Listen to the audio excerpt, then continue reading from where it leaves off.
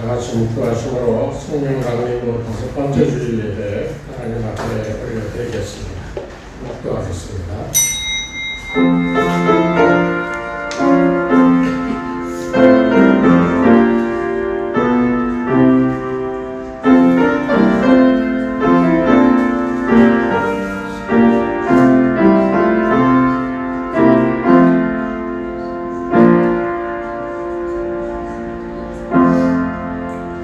할렐루야. 내 영혼아 여호와를 찬양하라. 나의 생전에 여호와를 찬양하며 나의 평생에 내 하나님을 찬송하리로다. 아멘. 거룩하신 하나님 아버지, 오늘도 저희를 불러 하나님을 아버지라 부르며 아버지 앞에 머리 숙여 경배하며 예배하게 하시니 감사를 드립니다. 이 시간을 통하여 하나님의 거룩하신 손길이 우리의 상한 심령과 아버지 부족한 우리 삶의 모든 것들을 아버지 따뜻하게 또 강건하게 또 풍성하게 축복하시는 놀라운 은혜가 있게 도와주셔서 평생을 하나님을 찬양하며 살아갈 수 있는 거룩한 백성들이 되게 이 예배 시간에 오셔서 우리를 축복하여 주시옵소서. 예수님의 이름으로 기도드리옵나이다. 아멘. 찬송가 23장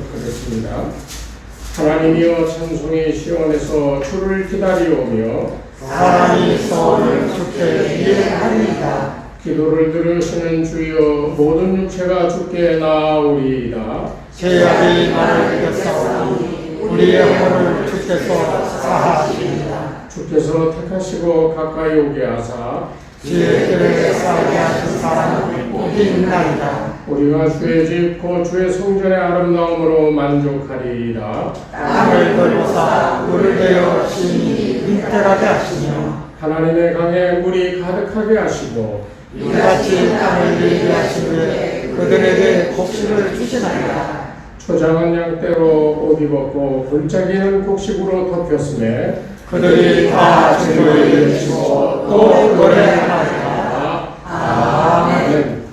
이 시간 우리의 한 주간 동안의 삶을 돌아보며 허물과 죄를 주께 고백하겠습니다. 내가 이르기를 내 허물을 여호와께 자복하리라 하고 주께 내 죄를 알고 내 죄악을 숨기지 아니하였더니 곧 주께서 내 죄악을 사하셨나이다. 아멘.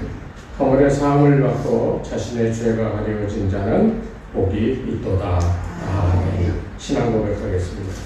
나는 전능하신 하나님 전지의 전능들을 믿습니다. 나는 그의 유일하신 아들 우리 주 예수 그리스도를 믿습니다. 그는 성령으로 잉태되어 동정녀 이로 빌라도에게 고난을 받아 십자가에 못 박혀 죽으시고 장사된 지 사흘 만에 죽은 자 가운데서 다시 살아나셨으며 하늘에 오르시어 전능하신 아버지 하나님 우편에 앉아 계시다가 거기로부터 살아있는 자와 죽은 자를 심판하러 오시니라. 나는 성령을 믿으며 거룩한 공교회와 성도의 교제와 죄를 용서하는 것과 몸의 구원과 영생을 믿습니다. 아멘. 자, 우리 288장 찬송하겠습니다.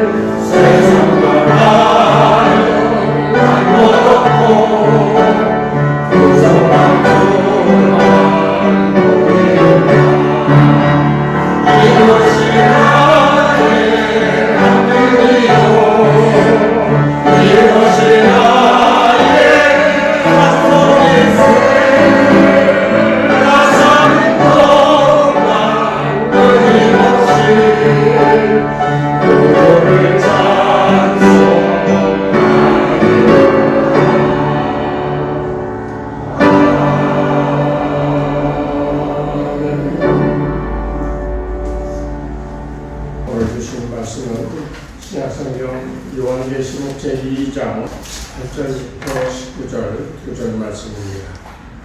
한 목소리로 함께 봉독하겠습니다. 그와 내가 그의 사자에게 편지하라.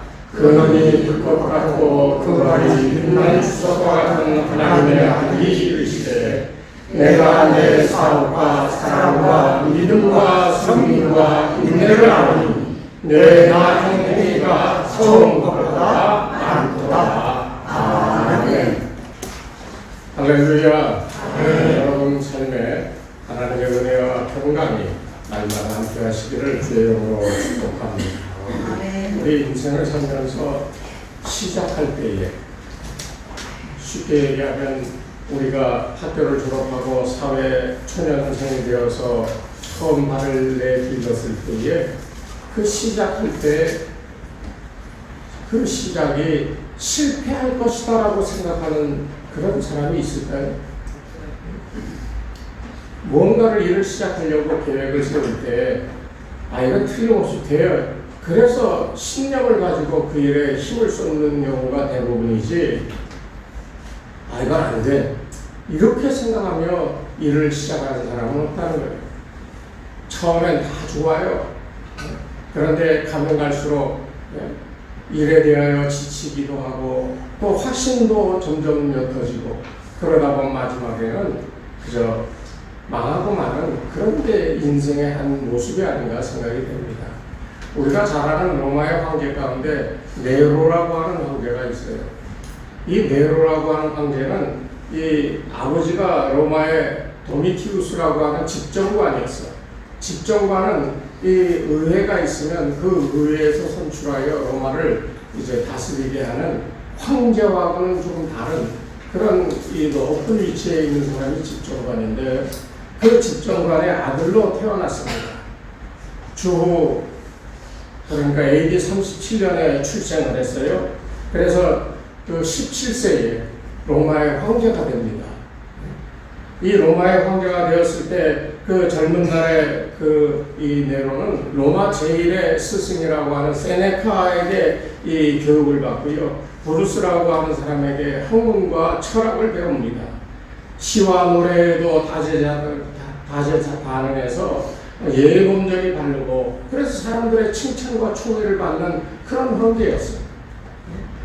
이 사람이 우리 로마의 황제가 됐으니 우리 로마는 앞으로 더 부흥하고 더 풍성해질 것이다 라고 생각했다는 거예요.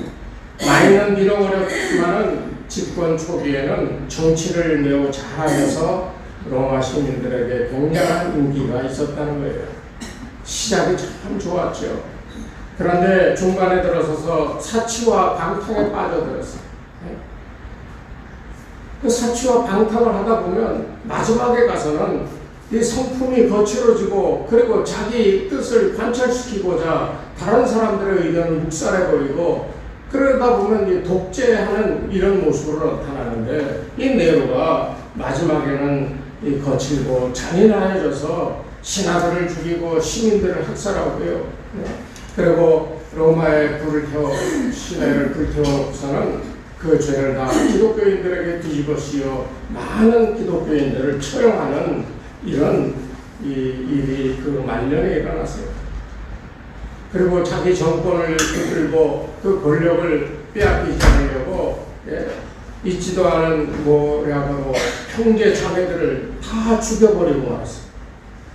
그것을 말리는 자기의 스승이자 고문관인 세네카까지도 죽여버리고 마는 이런 폭군이 되어져 버리고 말았습니다. 그러니 그런 로마의 시민들이 그런 이 네로의 폭군으로 자행하는 그 일들을 바라보면서 그냥 놔두겠습니까? 그래서 시민들이 공기가 일어나고 막 그러니까 사면 추가에 몰려서 이 네로는 17세의 황제가 되었을 때 그때 잘 시작했는데 점점 변하여 31세에 스스로 목숨을 끊어버렸습니다. 가만히 보면 처음 15년 동안 다스린 동안에 처음 5년은 정말 정치도 잘했고 상품도 돌봤고 사람들에게 칭찬과 이 선정을 베풀므로 인하여 황제로서 인정을 받았는데요. 중간에 15년 동안에는 사치와 방탕한 삶에 빠져들면서 사람들에게 이 손가락질을 받게 되고 마지막 5년은 그 폭정에 의해서 그 생명이 자기뿐만 아니라 수많은 사람들의 생명을 끊어버리는 이런 일이 벌어졌다는 거예요. 그 네로의 인생을 이렇게 보면 15년 동안의 황제로서의 통치 보면 전반기, 중반기, 후반기가 점점 갈수록 어려워지는 것을 우리가 볼 수가 있습니다. 우리의 인생도 저는 그 모습을 빗대어서 생각해 볼 때 참으로 안타까운 일들이 많아요. 처음에 말씀드렸던 것처럼 우리가 뭔가를 하려고 할 때는 열심을 품고 정말 어떤 이 목표를 뚜렷이하고 그것을 위해서 전력 질주를 할 때가 있어요. 여러분 다 인생을 그렇게 살아오셨을 거예요. 지금도 여러분 어떤 목표를 가지고 꿈을 잃어버리지 않고 매일 기도하며 매달려 하나님 이루어달라고 열심으로 그것을 위해 살아가는 그런 분들도 있을 줄로 압니다.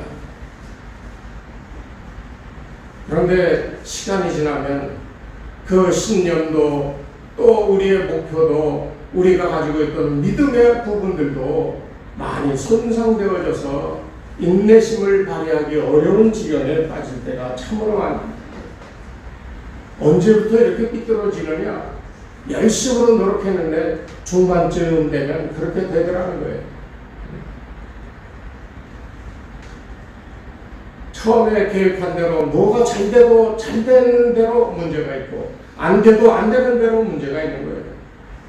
처음에 계획한 대로 잘 되면요 순수하고 열정을 가지고 시작하였던 그 일이 점점 이제는 세상 속에서 뭔가 세도도 부리고 싶고요 뭔가 다른 사람들이 갖지 않은 어떤 것들 명예나 권력도 갖고 싶은 것이 사람의 마음이라는 거예요.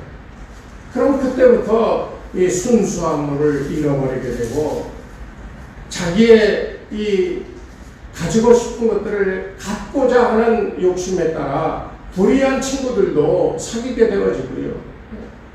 그렇게 살다 보면 목표했던 것을 조금씩 빗나가게 되고 결국은 전혀 다른 방향으로 인생이 끝날 때가 있다는 겁니다. 오늘 우리가 이 인생 중반이 처음 시작했을 때 모습하고 같아야 된다라고 하는 것을 저는 말씀드리고 싶은 거예요. 얼마큼 부흥하고 얼마큼 발전했느냐 이것도 중요하지만 우리가 처음 예수 믿고 믿음을 우리 가슴에 품고 그 믿음 따라 순종하며 살던 그 마음의 신앙 자세가 우리 인생 중반에 그대로 유지되어져 있는가? 우리의 인생은 여전히 믿음 위에 기초해서 하나님 말씀 따라 순종하는 삶을 살고 있는가 하는 이 부분이 우리 삶의 중반에 반드시 굳건하게 우리 가운데 자리 잡아야 된다는 겁니다. 그렇지 않으면 우리 인생이 정말 엉망진창이 될 거예요. 생각지 못한 어떤 결과들이 나타나게 되고 그로 인해서 마음에 이 많은 걱정과 근심이 생겨나고 이 길로 쭉 가면 서울에서 부산까지 가. 그럼 가면 되잖아요. 근데 가는데 길이 막혀. 짜증이 나. 그러면 길을 좀 아는 사람들은 가다가 어느 쪽으로 빠져나가죠. 아, 여기 막히니까 이렇게 빠져나가서 저 앞에 돌아서 저기로 나가야겠다. 여러분 그런 경우 다 있으시죠? 제가 용인에 그 영보 영성수련원이라고 하는 이 천주교 수녀님들이 하는 그 수련원이 있어요. 거기에 모임이 있어서 거기를 찾아가는데 길이 얼마나 막히는지 너무 막혀서 차가 안 가. 그래 화가 나가지고 이건 도저히 안 되겠다. 아니 그 자리에 서서 10m도 못 가는데 한 40분이 걸렸다니까요. 그래서 그냥 나와서 그냥 큰 길 따라 쭉 갔어. 가다 보면 길 나오겠지. 가다 보면 길 나오겠지 하고 갔는데요. 한참 뺑글뺑글 돌아서 겨우 도착했어. 약속한 시간보다 4시간이 늦었어. 우리 인생이 다 그렇다니까요. 그냥 그들 그냥 참고 인내하며 가면 되는데 그거 저 못 참아가지고 요래조래 빼가지고 어떻게 가보려고 수단과 방법을 다 통해서 이루려고 하다 보니까 더 늦게 더 힘들어지는 삶을 경험할 때가 많다는 거예요.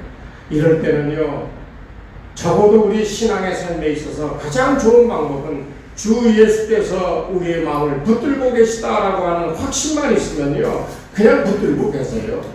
그러면 주님이 데려다 주시는 거예요. 이런 것들이 경험이 돼야 우리의 신앙의 성숙함이 나타나는 거예요. 어떤 분은 그래요. 목사님 그때 그런 말씀을 하셔서 제가 그렇게 했더니 이렇게 정말 좋은 결과를 얻었습니다. 이런 얘기를 하는데 어떻게 했는데요? 그냥 어떻게 할지 모르니까 문득 목사님 말씀이 생각나서 그냥 그 말씀대로 했다. 그랬더니 갑자기 이렇게 형편이 좋아져서 얼마나 감사한지 모른다. 그런 경험들이 여러분 다 살면서 있으실 거예요. 앞으로 남은 삶에도 중반전에도 인생의 마지막 때에도 끝까지 믿음이 여러분 마음속에 단단하게 자리 잡고 그 단단한 믿음 위에 서서 하나님께서 말씀하신 대로 순종하여 열매를 맺으며 정말 기뻐할 수 있는 이런 인생들이 되시기를 바랍니다. 우리 인생은 그런데 대부분 처음에 그렇게 열심히 하다가 조금 망가지고 떠나고 형편없어지다가 다시 회개하고 돌아오고, 이게 성경적이에요. 어떤 면에서 오늘 여기 나오는 두아디라 교회를 예로 들어 오늘 이 말씀을 우리에게 그런 교훈을 줍니다. 망가졌어, 잘못됐어, 좀 부족했어. 그런데 가면 갈수록 좋아졌다는 거예요. 그 앞에 나오는 에베소 교회는 그 제일 먼저 생겨난 교회고, 실력이 있는 교회고, 바울이 목회하고 디모데가 와서 목회하고, 정말 이 큰 교회, 우리 식으로 얘기하면 능력 있고 단단한 교회인데, 이 에베소 교회는 뭐라고 그랬어요? 내 행위와 수고와 내 인내를 알고 또 악한 자들을 용납하지 않은 것을 것과 자칭 사도라 하되 아닌 자를 시험하여 그의 거짓된 것을 내가 드러낸 것과 또 내가 참고 내 이름을 위하여 견디고 게으르지 아니하는 것을 아노라. 칭찬하지요. 에베소 교회 너희 참 너희 잘했다. 그런데 너를 책망할 것이 있다.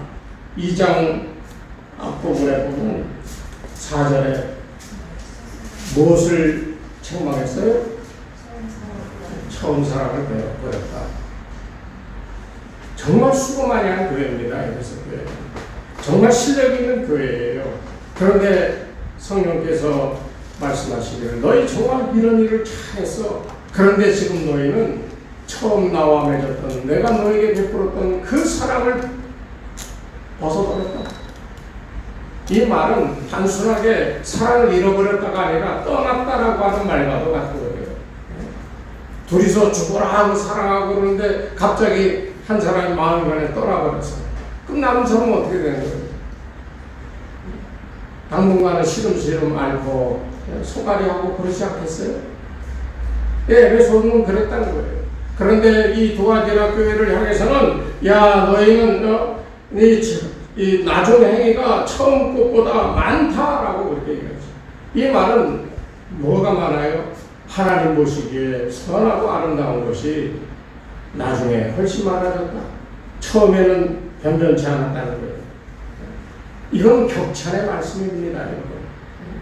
우리의 인생에 믿음으로 살아가는 그 삶 속에 이 같은 칭찬을 받을 그런 믿음의 삶이 되어야 우리가 정말 복되고 행복한 삶을 살아갈 수 있는 거예요.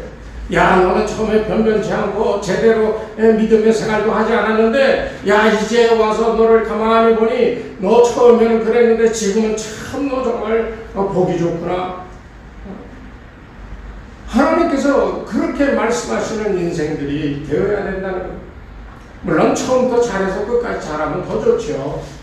그런데 인생의 굴곡을 생각해 보면 처음부터 끝까지 다 좋을 수만은 없어요. 왜? 온갖 시험이 있거든요.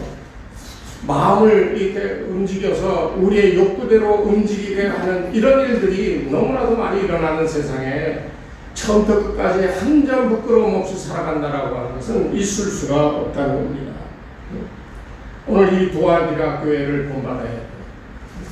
오늘 우리가 이 두아디라 교회의 어떤 면이 칭찬을 받게 되었는가 하는 것을 몇 가지로 생각해 보려고 합니다. 여기 보면 2장 19절 말씀해 보세요. 내가 내 사업과 사랑과 믿음과 섬김과 인내를 아노니. 이 5가지가 처음보다 지금 월등히 나아졌다는 거예요. 이 사업이라고 하는 게 뭐겠어요? 나가서 장사해서 돈 많이 버는 거, 그 사업이죠. 교회의 믿음의 사업이 뭡니까? 이건 주님이 행하시는 사업이야. 주님이 뭘 행하셔요? 회사 차립니까?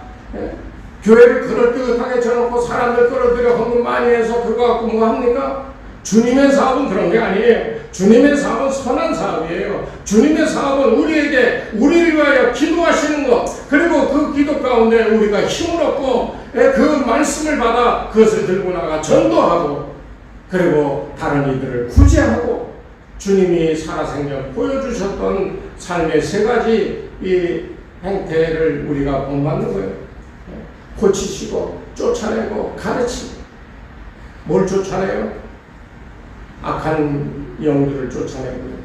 병자를 고치시고요. 그리고 하나님 말씀을 가르치시고요.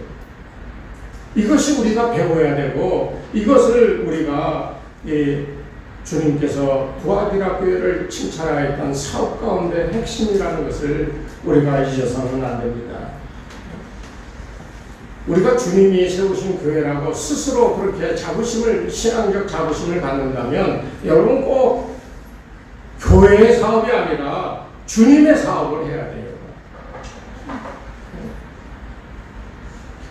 조금 전에 말씀드렸잖아요. 주님이 뭘 하셨다고요?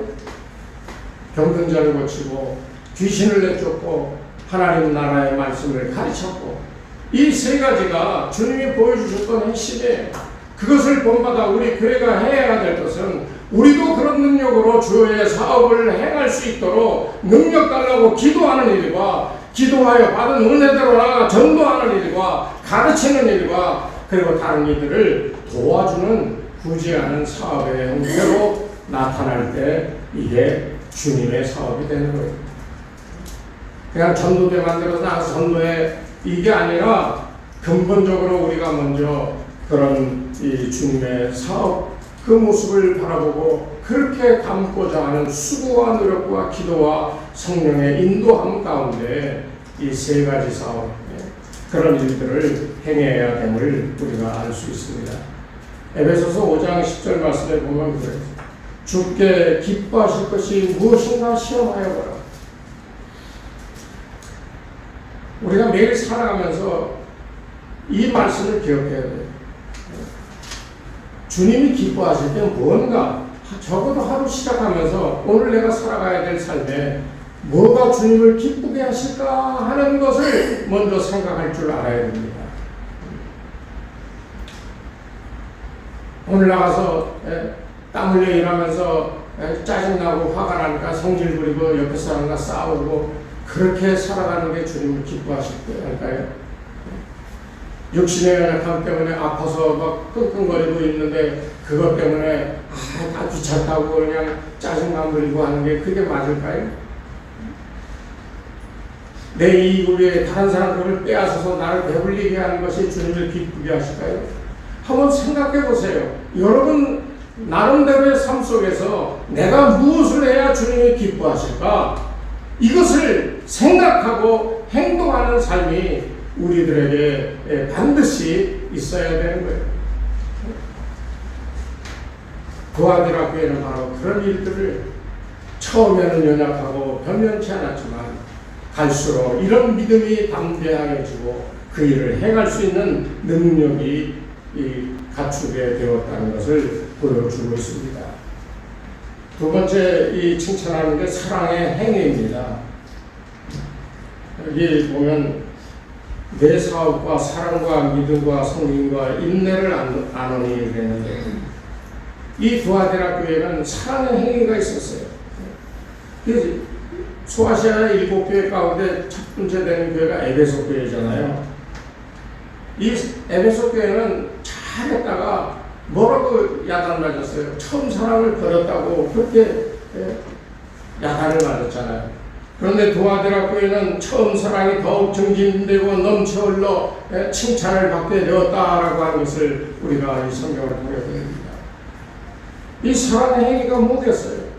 첫 번째 얘기했던 이 하나님의 주님의 사업을, 그것을 행하는 그 원동력이 하나님을 사랑하고 이웃을 사랑하는 이 하나님이 주신 사랑을 근거로 해서 그 일을 행해야 되기 때문에 이 사랑의 행위를 칭찬하고 있는 거예요. 내가 저 사람을 사랑하고 정말 좋아하지 않으면 내가 이 사람한테 못하러 호의를 베풉니까? 호의를 베풀 이유가 없지요. 내가 이 사람을 조금이라도 좋게 보고 조금이라도 좋아하고 사랑하니까 이 사람이 목말라 할 때 물이라도 갖다 주고, 이 사람이 힘들어할 때 옆에서 용기도 주고 위로해 주는 거잖아요. 마찬가지입니다. 사랑의 행위라고 하는 것은요, 내가 사랑하는 대상을 향하여 내가 바치는 행위예요. 나의 수고와 노력이 있지만은 그것 때문에 고통당하는 것이 아니라 그렇게 함으로 인하여 내 사랑의 대상이 기뻐하는 것을 보며 함께 기뻐하는 느낌이 우리 가운데 생겨나게 하는 행위라는 거예요. 이게 사랑의 행위예요. 그러니까 여러분, 믿음의 근거는 확실하신데 우리가 아직까지 능력이 없이 하나님이 돌보심과 축복하심을 경험하지 못하고 힘들게 인내하며 살아간다면 오늘부터 내가 사랑하는 저분을 향하였던 그 사랑, 그것을 확인하십시오. 그분을 위해서 내가 무엇을 할 수 있는가? 그분이 기뻐하는 일이 무언가? 그것을 위해서 여러분의 몸과 마음을 들여보십시오. 그 사람은 마음대로 축복받습니다. 왜? 하나님이 원하시는 일을 우리가 그거 바라보면서 이거 하나님이 기뻐하시겠구나 해서 내가 해서 드리니까 하나님이 기뻐하지요. 잘했다 칭찬하지요. 그걸로 끝나겠어요? 우리 하나님이 너희만큼 썼구나, 이렇게 했구나, 내가 그걸 몇 배나 만 배나 더하여 줄 것이다. 그래서 만복이라고 하는 말이 나온 거잖아요. 하나님의 나라와 의를 먼저 구하라 그랬죠. 그러면 그 다음에 어떻게 해준다? 네? 모든 것을 더하여 주신다 그랬잖아요. 이 모든 것이 뭐겠어요? 돈이요? 건강이요? 인간관계요? 가정이요? 그 모든 것, 이런 것들이 우리에게 주어진다라고 성경은 분명히 가르치고 있다는 거예요. 그러니까 이 사랑의 행위가 얼마나 중요한지 알아야 돼요. 인간적인 에로스의 사랑이 아니라 하나님을 사랑하는 그 마음을 우리가 깨닫고 배우고 익숙해져야 돼. 그러면 다른 사람을 대할 때도 그 하나님을 사랑했던 사랑의 마음으로 대하게 되는 거예요. 거기에 하나님의 역사가 나타나는 거예요. 왜? 하나님과의 교제 가운데 내 속에 있는 하나님을 사랑하는 그 마음은 단순히 인간이 스스로 하나님 사랑합니다 라고 하는 이런 게 아니라 하나님이 체험되어진 사랑, 하나님의 역사를, 교통을, 이것을 경험한 그 사랑이 우리 가운데 있으면요, 이 사랑은 능치 못할 일이 없는 거예요. 근데 다른 사람을 볼 때 하나님의 그 시선으로 바라보게 되고요. 오늘까지 여러분 만약에 육신에 연약한 것이 있어서 고통받고 힘들어하는 것이 있다면 하나님을 사랑해 보십시오. 진짜로 그냥 입으로만, 인간적인 생각으로만 그렇게 하지 마시고 깊은 마음속에서 하나님, 내가 하나님을 사랑합니다. 하나님의 사랑이 내게도 임하여 주시옵소서. 이 사랑의 교통, 사랑의 교제를 체험하고 그것으로 인하여 모든 것이 형통해지는 은혜가 있기를 주의 이름으로 축복합니다. 이 세 번째는 여기 믿음이 더하여져 갔다고 그랬어요. 우리가 다 알고 있듯이 믿음은 본래 하나님이 우리에게 주신 뭐예요? 선물이에요. 내가 열심히 해서 이 믿음이라는 것을 만들어서 가주는 게 아니야. 이번 목요일날 그 동네 여성교회 교육부 주관으로 예배 세미나를 하는데 제가 강사로 불려가게 됐어요. 제가 가서 하고 싶은 얘기가 바로 이거예요. 믿음이라고 하는 게 우리가 아는 것처럼 내가 어느 정도 믿음이 있다라고 생각하는데 그 믿음이 과연 어떤 믿음인가 하는 것에 대하여 우리가 되돌아볼 필요가 있다는 거예요. 믿는다라고 하는 것은 단순하게 믿는 거지만 여기에는 인과율이라고 하는 게 있어요. 인과율이 뭡니까? 우리가 차를 타고 저 청량리 가는데 이 중량여 다리가 있어. 그런데 이 다리가 무너질지 몰라. 그래서 세워놓고 가서 다리를 두들겨봐. 튼튼한가? 그래서 튼튼하구나. 그리고 믿고 건너가는 거예요. 이것도 믿음이거든요. 우리가 갖고 있는 믿음 가운데 이런 인과율과 같은 믿음이 있다는 거예요. 내가 교회를 30년, 40년 다니고 내가 권사로, 장로로 이렇게 수고하고 헌신했으니 이것이 내 믿음을 증명하는 것이다 라고 우리도 모르게 생각할 때가 있다는 거예요. 그건 여러분의 수고지 그 수고한 자체가 믿음이 아닙니다. 그 믿음은 하나님이 주셔서 내 속에 예수를 알게 하고 예수를 믿게 하고 예수를 통하여 구원받게 하는 거듭나게 하는 모든 과정의 가장 핵심이 믿음인데 우리는 그것을 종종 잊어버리고 내가 어떻게 했고 어떻게 살았고 하는 것을 가지고 믿음의 완성인 것처럼 생각할 때가 있어요. 그건 믿음의 부산물입니다. 이게 연약해지면 이 믿음의 성장이 아니라 우리의 인식의 성장을 가져오는 거예요. 많이 알게 되고 깨닫게 되고 그래서 이런 거구나 저런 거구나 이렇게 판단할 수 있는 기준을 가지게 되는 거예요. 이게 나쁜 건 아니야. 그런데 그 믿음 위에 기초해서 그 같은 은혜를 입어야 되는데 그 믿음의 기초를 잊어버리고 살아요. 우리는 매일매일 우리는 그거 잊어버려요. 몰라요. 그리고선 어떤 판단하고 어떤 일을 행했을 때 그것이 잘 됐으면 역시 내가 믿음대로 행하였더니 이렇게 잘 됐다. 그거는 가만히 생각해 보십시오.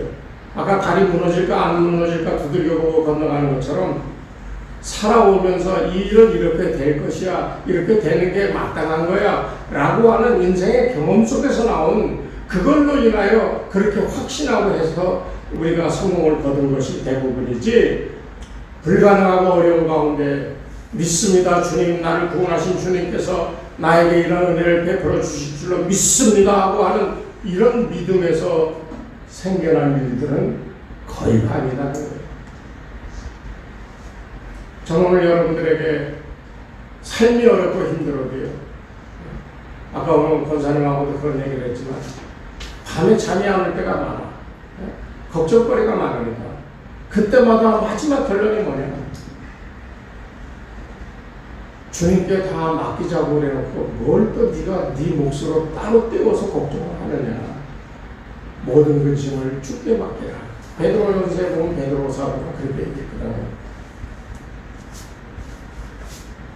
믿음의 근거가 우리 가운데 확실하면 이런 어려운 가운데서도 주께 맡길 줄 아는, 그래서 주님께서 우리를 친히 인도해 가시는 은혜를 입을 수 있음을 다시 한번 도아디라 교회를 생각하며 경험하고 다시 한번 삶 속에 적용하며 살아갈 수 있게 되기를 주의 이름으로 축원합니다. 네 번째는 성도를 섬기는 일이라고 했어요. 성도의 섬기는 일은 한마디로 얘기하면 섬김입니다. 섬김. 예수님께서 이 땅에 오셔서 말씀하실 때 내가 섬김을 받으러 온 것이 아니라 오히려 섬기러 왔다고 하셨거든요. 이 섬김은 주인 행세가 아니에요. 이 섬김을 이 성경적 표현으로 얘기하면 사원 행세라는 거예요. 사원은 뭐예요? 주인 옆에 서서 주인이 시키면 시킨 대로 하는 종을 얘기하는 거거든요. 그러니까 이 섬김이라고 하는 것은 내가 주님과 같은 위치에서 영광받는 그런 존재로 서 있는 것이 아니라 주님처럼 그 놀라운 능력과 힘을 가지고 있음에도 불구하고 십자가에 달려 초라하게 비참하게 고난당하는 바로 그 자리에 서 있는 그 모습이 바로 진정한 섬김이라는 거예요. 내가 이렇게 하면 당장 내가 어려움이 와, 내가 손해나. 그런데 주님께서 마음에 역사하여 해나라 했을 때 그것을 진정으로 아멘하고 섬기는 그 일이 주님을 위해서라고 한다면 얼마나 복되게 되느냐는 거예요. 오늘부터 여러분, 주님께서 여러분 마음속에 그리스도가 섬기셨던 그 모습을 여러분 삶 속에 받아들여서 진정으로 주님처럼 교회를 섬기고 이웃을 섬기고 성도들을 섬길 수 있는 이런 은혜가 있기를 주의 이름으로 축복합니다. 마지막에 이 잘하는 것이 뭐냐면 인내하는 일이라고 했어요. 이 인내라고 하는 것은 이 거스리는 것, 그리고 반항하는 어떤 고통에 대하여 줄기차게 싸워서 견뎌내는 저력입니다. 우리가 살면서 이럴 때가 뭐 한두 번입니까? 세상 흐름이 나를 힘들게 하고 나에게 불이익을 가져다 주는 그런 일들 가운데서 내가 얼마나 많이 고통당하고 힘들어했어요. 지금도 그런 분들 많을 거예요. 그런 가운데에서 이 인내한다라고 하는 것은 그냥 버티고 앉아있는 게 아니야. 여기서 인내한다라고 하는 것은 그런 어려운 일들이 나를 줄기차게 덤비어 나를 힘들게 할지라도 그런 가운데에서 사랑과 봉사를 지탱하게 하는 힘이 생겨나게 하는 것이 이게 인내하는 거예요.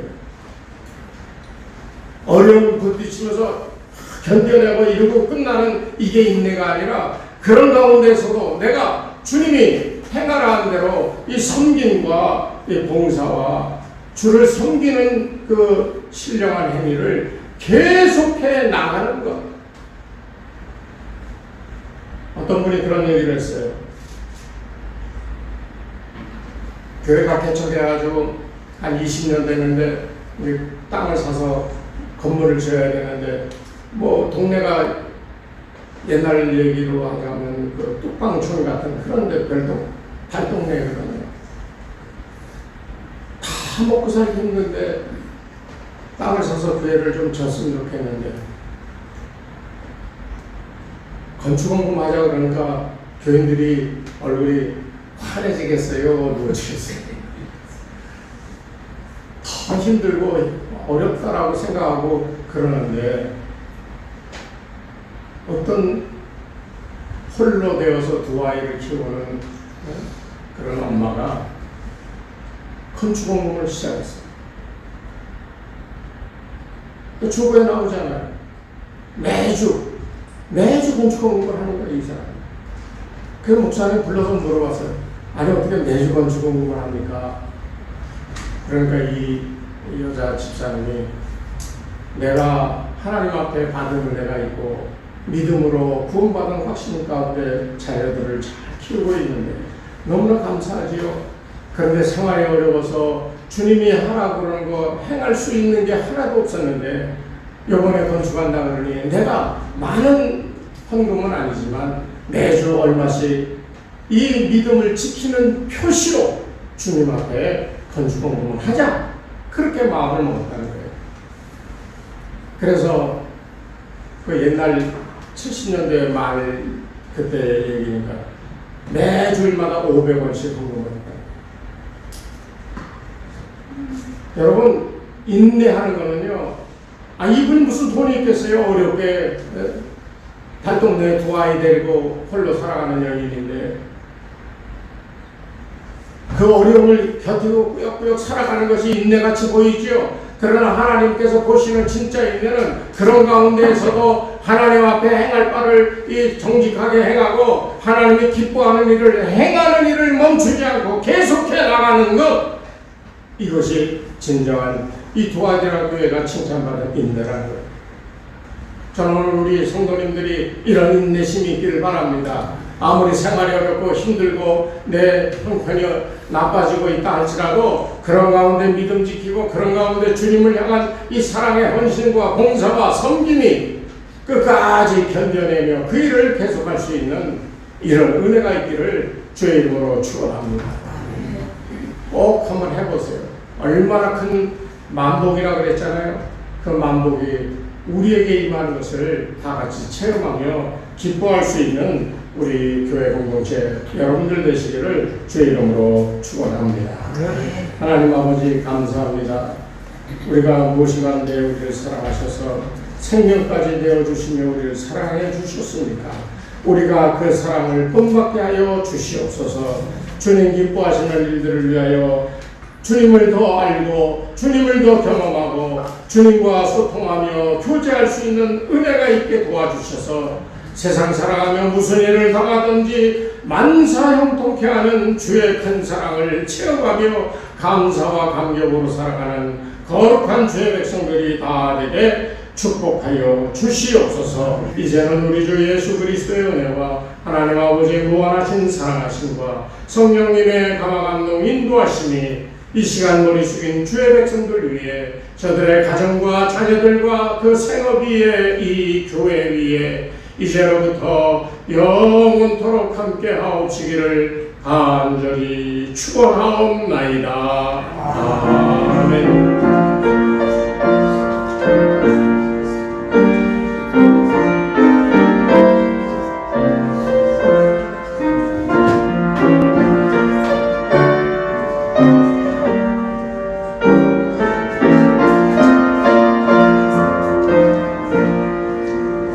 네.